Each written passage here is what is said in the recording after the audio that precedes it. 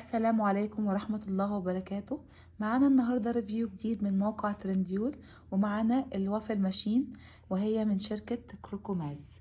هي صورتها زي ما انتم شايفين معايا كده على الكرتونة.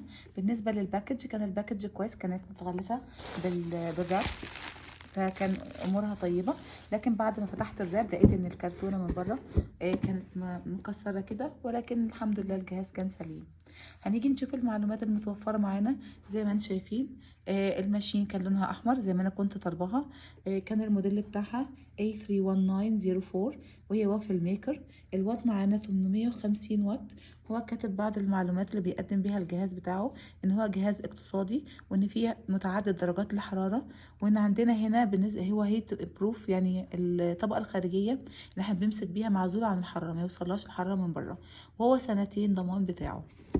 من الجنب هنا بيتكلم ان هو عنده في ترموستات آلي، وممكن نزيل الاجزاء بتاعه الوافل نغسلها ونرجعها تاني، وان هو ديزاين عصري وسهل التنظيف ومطلي بالالومنيوم. ودي ميزه لان الاجهزه اللي بتكون مطليه بالالومنيوم بتكون توزيع الحراره فيها متعادل ومتساوي، وبيكون يعني افضل في العمايل الوافل او اي جهاز عموما للشوي، مش بس الوافل.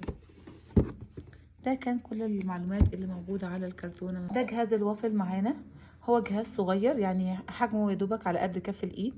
من بره الماتيريال بتاعته فوق الممتازة، سواء الستانلس ستيل او الالمنيوم اللي بره، مش عارفة الطبقة دي مصنوعة من ايه، او البلاستيك بتاعه. حقيقي البلاستيك بتاعه رائع جدا. البلاستيك بتاعه الفينش بتاعه ممتاز، وكمان البلاستيك بتاعه نوعه اللي هو فيه لمعة وقوي.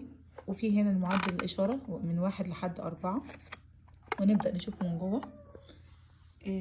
هي صغيره يا جماعه، عشان لو ايه يبقى انتوا يعني واخدين بالكم، يعني هو وافل صغير زي اللي بناخدها في المطاعم، مش كبيره يعني. وده من جوه الجنب التاني اهو.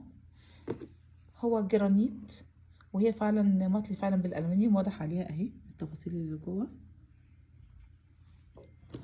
حاطط معانا هنا من جوه شهاده الضمان، ودي علامه كروكوماز. نقدر بقى نشوفه، عاوزين نشوف هو الهرتز بتاعته كام من تحت. بسم الله.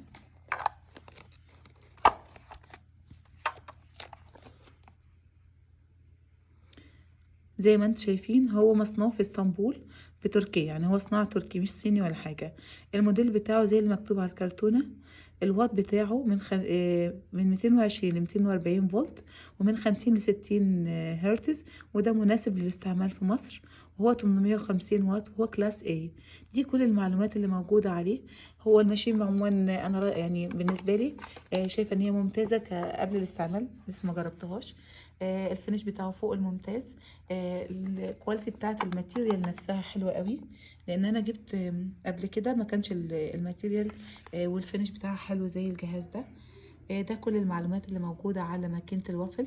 اتمنى يكون الريفيو بتاعنا النهاردة خفيف وسريع، وفي نفس الوقت مفيد للي يحب يشوفه. شكرا للجميع، واتمنى ان انتم تعملوا سبسكرايب للقناة ولايك. شكرا ليكم، والسلام عليكم.